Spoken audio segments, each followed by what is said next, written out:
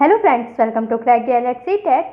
सो आज के इस वीडियो में हम लोग सीटेट एग्जाम के लिए साइंस के कुछ इंपॉर्टेंट क्वेश्चंस देखेंगे। बेसिकली ये टॉप 500 क्वेश्चंस की एक सीरीज है जिसका ये पार्ट 8 है और इस वीडियो में हम लोग 25 क्वेश्चंस डिस्कस करेंगे। तो चलिए देखते हैं आज के क्वेश्चंस। पहला क्वेश्चन है, सल्फ्यूरिक अम्ल को तनु बनाने के लिए अम्ल को पानी में डालने की सलाह दी जाती है। तो सल्फ्यूरिक अम्ल H2SO4 को तनु यानी डाइल्यूट बनाने के लिए उस अम्ल को पानी में डालने की सलाह दी जाती है क्योंकि ऑप्शन ए, अम्ल कांच के बर्तन को तोड़ सकता है। ऑप्शन बी, अम्ल को तनु बनाने की प्रक्रिया अत्यधिक ऊष्माक्षेपी है। ऑप्शन सी, अम्ल को तनु बनाने की प्रक्रिया अत्यधिक ऊष्माशोषी है। या ऑप्शन डी, अम्ल का पानी की ओर गहरा आकर्षण है। तो इस क्वेश्चन का राइट आंसर होगा ऑप्शन बी, अम्ल को तनु बनाने की प्रक्रिया अत्यधिक ऊष्माक्षेपी है। तो ऊष्माक्षेपी रिएक्शंस कौन सी होती हैं? तो ऊष्माक्षेपी वह रासायनिक अभिक्रिया होती है जिसमें ऊष्मा को ऊर्जा के रूप में प्राप्त किया जाता है। तो इस क्वेश्चन का राइट आंसर होगा ऑप्शन बी। क्वेश्चन 2, पौधों की चालनी नलिका कोशिकाओं और स्तनधारियों की लाल रक्त कोशिकाओं की संरचना में एक विशेष समानता है। तो पौधों में जो चालनी नलिका कोशिकाएं होती हैं और स्तनधारियों की लाल रक्त कोशिकाएं रेड ब्लड सेल्स होती हैं, तो उनमें एक विशेष समानता क्या देखने को मिलती है? ऑप्शन ए, हरित लवक की अनुपस्थिति। ऑप्शन बी, कोशिका भित्ति की अनुपस्थिति। ऑप्शन सी, हीमोग्लोबिन की अनुपस्थिति। या ऑप्शन डी, केंद्रक की अनुपस्थिति।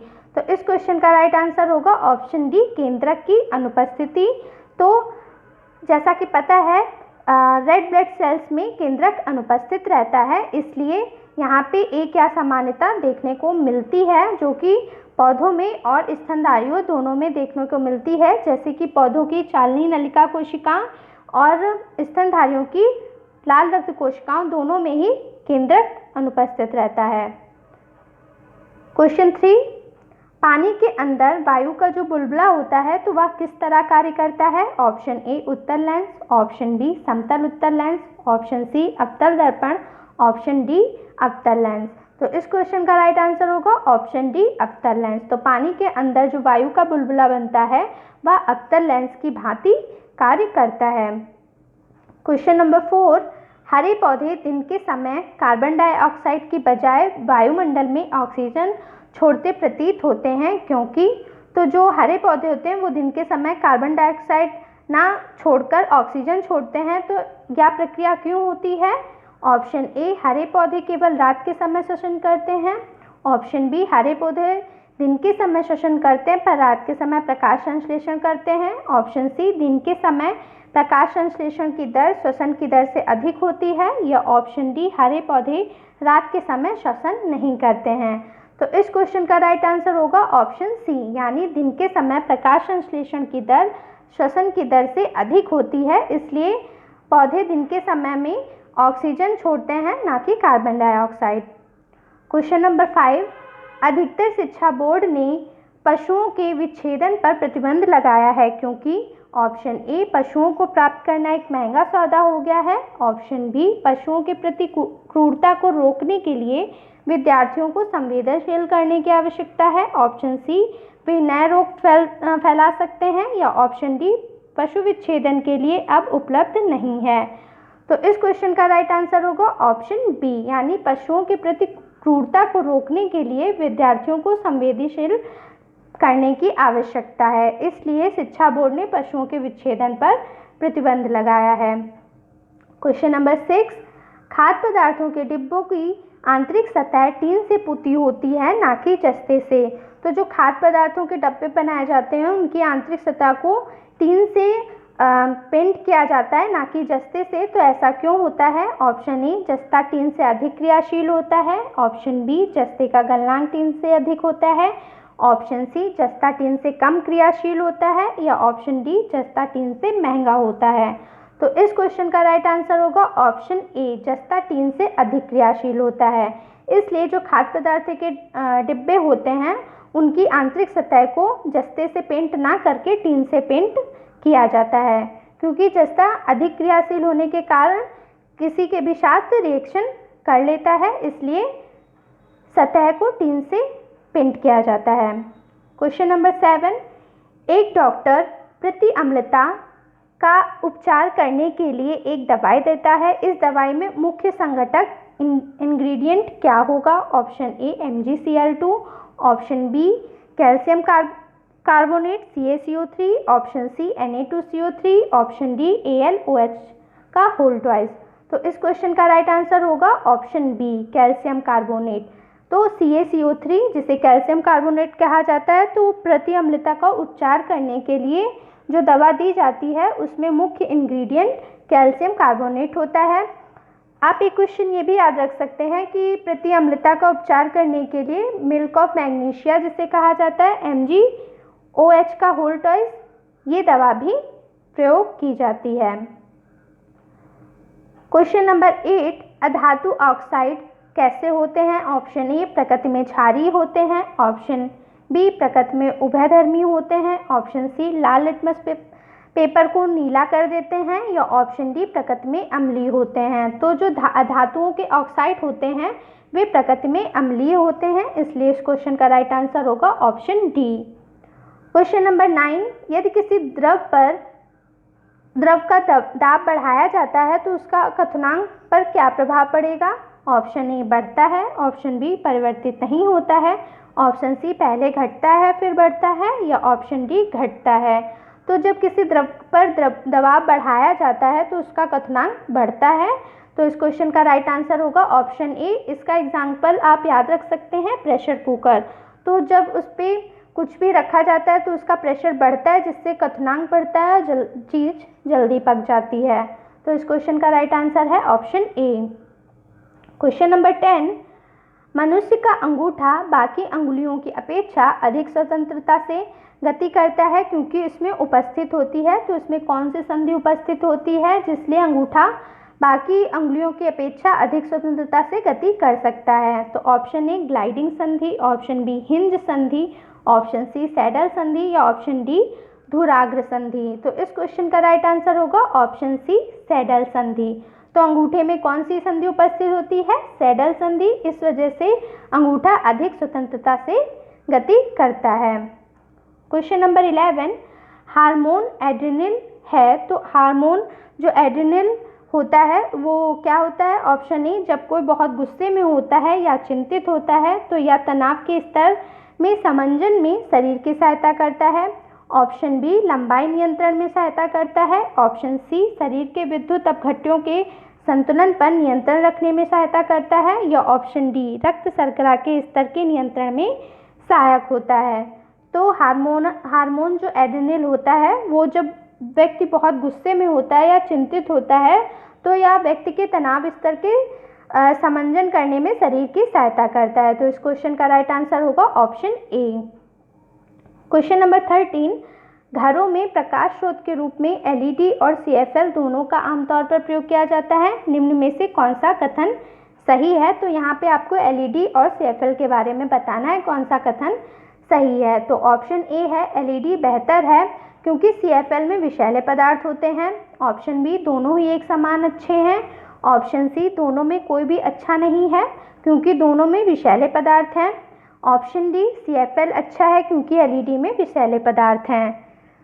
तो इस क्वेश्चन का राइट आंसर होगा ऑप्शन ए LED बेहतर है क्योंकि CFL में विषैले पदार्थ होते हैं। तो LED की आप फुल फॉर्म याद रख सकते हैं, light emitting diode, light emitting diode LED की फुल फॉर्म होती है, जबकि CFL की फुल फॉर्म क्या होती है? Compact fluorescent lamp.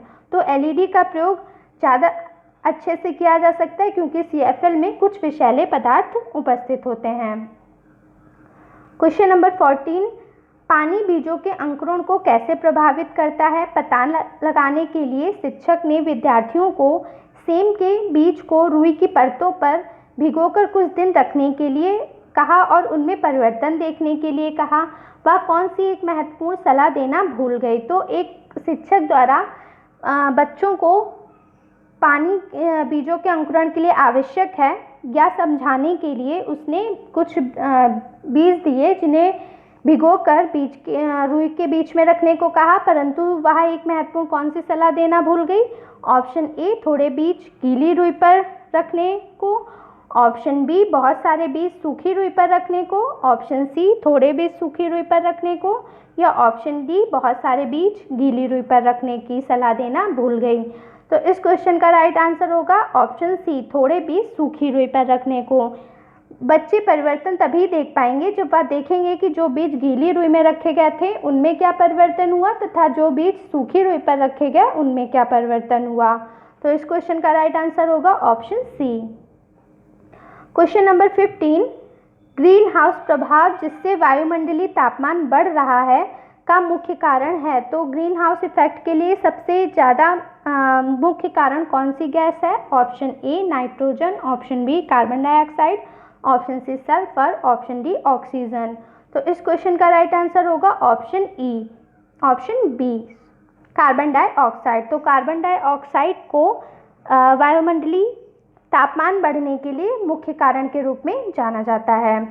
Question number 16, गति के निम्न उदाहरणों में से किसमें तय की गई दूरी और विस्थापन के परिमाण बराबर होंगे? तो जो गति के नियम होते हैं, गति के कुछ उदाहरण दिए गए हैं, इसमें से किसमें तय की गई दूरी और विस्थापन के परिमाण बराबर हैं? ऑप्शन ए वृत्ताकार पथ पर चलती हुई कार, ऑप्शन बी दोलन करता हुआ लोलक होगा यहाँ पे, तो दोलन करता हुआ लोलक, ऑप्शन सी सूर्य के गिर्द घूमती हुई पृथ्वी, ऑप्शन डी सीधी सड़क पर चलती हुई कार। तो इस क्वेश्चन का राइट आंसर होगा ऑप्शन डी, यानी सीधी सड़क पर चलती हुई कार तय की गई दूरी और विस्थापन के परिमाण के बराबर होगी। क्वेश्चन नंबर 17, घाव पर फिटकरी लगाने से रक्तस्राव रुक जाता है क्योंकि? ऑप्शन ए फिटकरी रक्त को स्कंदित करके थक्का बना देती है, ऑप्शन बी फिटकरी घाव के आसपास तापमान को कम कर देती है, ऑप्शन सी फिटकरी एक पूर्तिरोधी है, ऑप्शन डी फिटकरी का टुकड़ा घाव को ढक देता है। तो इस क्वेश्चन का राइट आंसर होगा ऑप्शन ए फिटकरी रक्त को स्कंदित करके थक्का बना देती है। तो फिटकरी जिसका फॉर्मूला होता है K2SO4 Al2SO4 का होल ट्वाइस डॉट 24H2O। तो इसका फॉर्मूला आप याद रख सकते हैं और इसको क्या कहा जाता है? तो इसको पोटेशियम एल्युमिनियम सल्फेट कहा जाता है तथा इसका एक अन्य नाम पोटाश एलम है। तो आप ये पॉइंट याद रख सकते हैं और ये भी याद रख सकते हैं कि फिटकरी रक्त का थक्का बना देती है जिससे रक्तस्राव रुक जाता है। और फिटकरी का प्रयोग जल शुद्ध करने में भी किया जाता है। क्वेश्चन नंबर 18, विद्युत यंत्रों में बैकेलाइट का प्रयोग किया जाता है क्योंकि यह है? ऑप्शन ए ऊष्मा का सुचालक है, ऑप्शन बी विद्युत का सुचालक है, ऑप्शन सी विद्युत का कुचालक है, या ऑप्शन डी थर्मोप्लास्टिक है।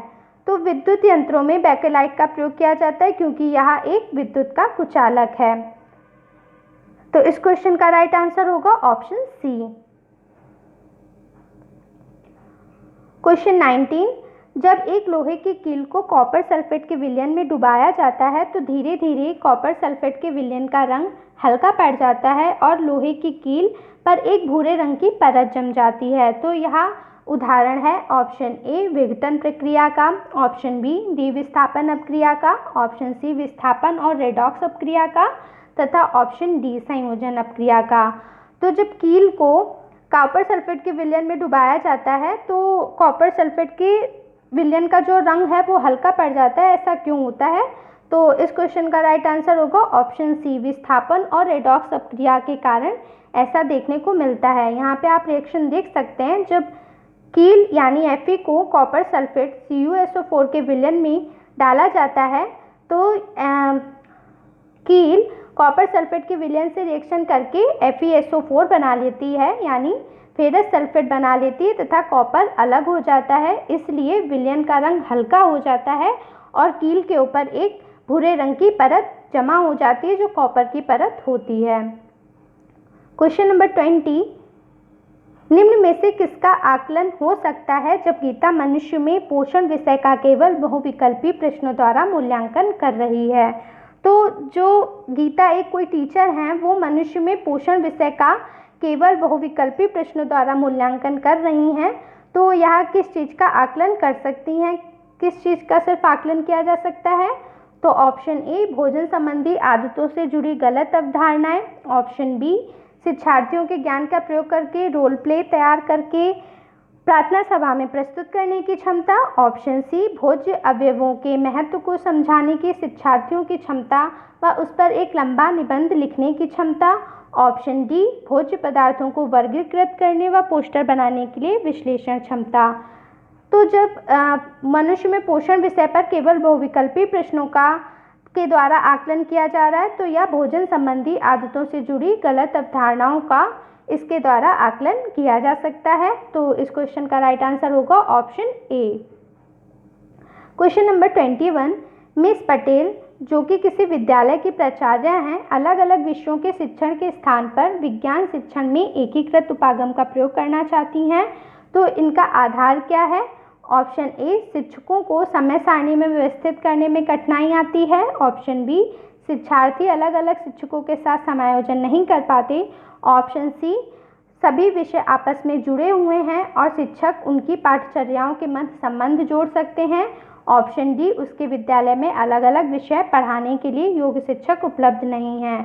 तो जो विज्ञान प्राचार्य हैं वो अलग अलग विषयों के स्थान पर विज्ञान शिक्षण में एकीकृत उपागम का प्रयोग करना चाहती हैं। इनका आधार यह है कि उनका मानना है कि सभी विषय आपस में जुड़े हुए हैं और शिक्षक उनकी पाठचर्याओं के मध्य संबंध जोड़ सकते हैं। तो इसलिए इस क्वेश्चन का राइट आंसर होगा option C. Question number 22, TGT विज्ञान के पद के लिए 4 प्रत्याशियों को वन काटने के परिणाम पर एक एक पाठ्य योजना बनाने के लिए कहा गया। निम्नलिखित में से कौन सी पाठ्य योजना वैज्ञानिक उपागम पर प्रदर्शित करती है? तो किसके द्वारा जो एक पाठ्य योजना है वह कौन सी है जो वैज्ञानिक उपागम प्रदर्शित करती है?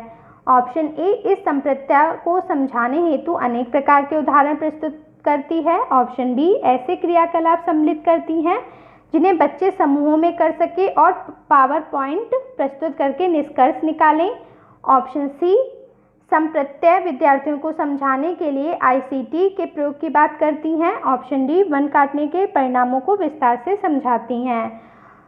तो जो वैज्ञानिक उपागम होते हैं जिनमें कंप्यूटर आदि उपकरणों का प्रयोग किया जाता है, तो जिसके अंतर्गत पावर पॉइंट आ जाता है, इसलिए तो सबसे उपयुक्त पाठ्य योजना उनकी होगी जिन्होंने वैज्ञानिक उपागम प्रयोग किया है। तो इसलिए इस क्वेश्चन का राइट आंसर है ऑप्शन बी ऐसे क्रियाकलाप सम्मिलित करती हैं जिन्हें बच्चे समूह में कर सकें और पावर पॉइंट प्रस्तुत करके निष्कर्ष निकाल सकें। तो इसमें पावर पॉइंट का प्रयोग किया गया है, इसलिए यहाँ योजना वैज्ञानिक उपागम प्रदर्शित करती है। क्वेश्चन नंबर 23, एक शिक्षक कक्षा 6 में भोजन के तत्वों को पढ़ाने की योजना बनाता है। निम्नलिखित में से किसे मुख्य प्रश्न के रूप में प्रयुक्त किया जा सकता है? ऑप्शन ए आपकी माँ विविधतापूर्ण भोज्य पदार्थों वाला भोजन क्यों देती हैं, ऑप्शन बी क्या आपकी माँ प्रतिदिन दोपहर को एक ही तरह के भोज्य पदार्थ तैयार करती हैं, ऑप्शन सी क्या आप प्रतिदिन दोपहर के भोजन के सभी भोज्य पदार्थों को खाते हैं, या ऑप्शन डी उन भोज्य पदार्थों की सूची बनाइए जिन्हें आपकी माँ आपको दोपहर के भोजन में परोसती हैं।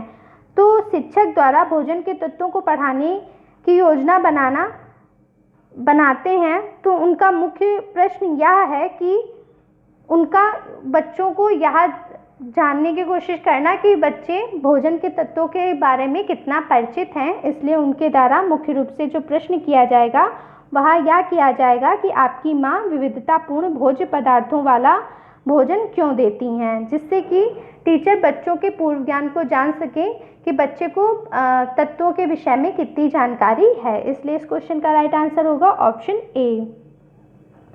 क्वेश्चन नंबर 24, विज्ञान की कक्षा में विद्यार्थियों में शोध कार्य से संबंधित दक्षताओं का विकास करने हेतु कार्य का चुनाव करते हुए एक शिक्षक पाठ का चुनाव करेगा।